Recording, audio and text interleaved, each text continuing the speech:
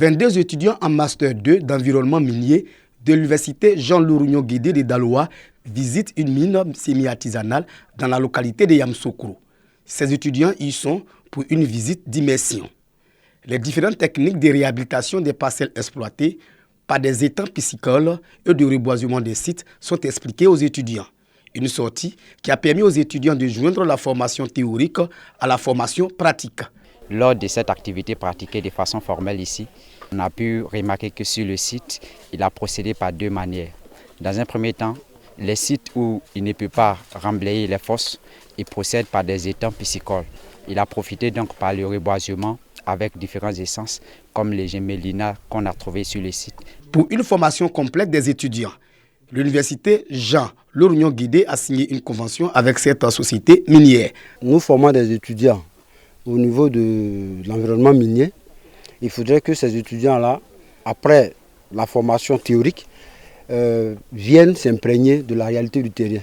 Voir un peu comment est-ce que dans les mines semi-industrielles se fait la réhabilitation. Depuis 2022, notre groupement Casa Gold a passé une convention de partenariat avec l'université Jean Lourignon-Guédé qui a pour vocation l'agroforesterie. Et donc, il était important pour moi d'accompagner les encadreurs de cette université. Denis Galabi, directeur de la société minière, s'est réjoui de la professionnalisation du secteur minier ivoirien.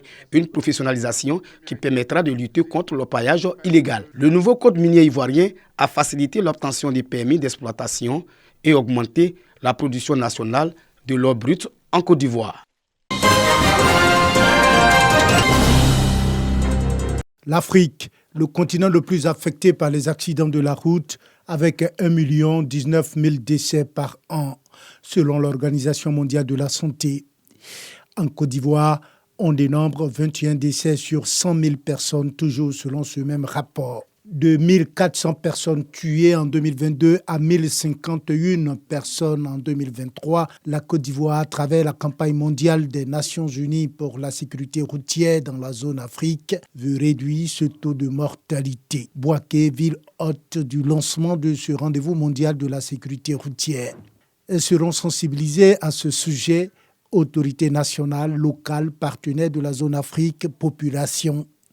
Une initiative de l'ONU représentée par l'envoyé spécial du secrétaire général de l'organisation, Jean Taude, et le ministère ivoirien des Transports. C'est une fierté pour nous. C'est pour la première fois que ça se tient en Afrique, que ça se tient en Côte d'Ivoire. Je pense que c'est la reconnaissance des efforts qui sont entrepris par les autorités de ce pays. Et donc ce sera à Bouaké, les 2 et 3, avec des actions terrain. Inviter les usagers de la route à réfléchir sur leur comportement au volant, rappeler les gestes qui sauvent à travers des actions de terrain et ateliers, tout le sens de cette campagne. Il va y avoir la participation de grandes célébrités du monde, dont notre compatriote Didier Drogba, qui vont donc adresser des messages. Ce rendez-vous sur la sécurité routière, après celui de 2023 en Belgique, vise à réduire le nombre de victimes sur les routes africaines. Pakwabo, Ndia Kofi Georges Léon est le nouveau chef canton du peuple Ayaou des régions de la Maraoué et de Béké. Il est le 6e du genre avec comme nom de règne Nana Tchemele Kandeu. Il est installé officiellement par la Chambre nationale des rois et chefs traditionnels de Côte d'Ivoire en présence de fortes délégations venues du Ghana, de la cour royale des Baoulés, des alliés Bron, Agni, Youlé, Gouro, etc. Un jour nouveau s'élève ainsi pour le peuple Ayaou. La cérémonie d'installation de ce jour traduit pour notre part un changement de paradigme en relation avec le profil et la richissime carrière tant nationale qu'internationale du concerné. Certains pourraient d'ailleurs se demander que vient-il chercher là. La réponse de notre point de vue est simple. Il ne s'agit ni plus ni moins que d'un retour fécondant de la modernité vers la tradition. Ce retour qui du reste est porteur de nombreux espoirs pour le peuple ayaou. C'est le ministre Ibrahim Khalil Konaté qui représentait à cette cérémonie d'installation le président de la République Alassane Ouattara. Il avait à ses côtés le président de la Haute Autorité pour la bonne gouvernance, Epiphane Balo, président du conseil régional de la Marawi. Le président de la République m'a instruit d'un seul message, c'est de faire en sorte que pendant votre règne, la cohésion sociale soit renforcée. Et rappelez à votre souvenir que vous vous êtes rencontrés et que votre amitié dure depuis plus de 45 ans, pour ne pas dire exactement 49 ans.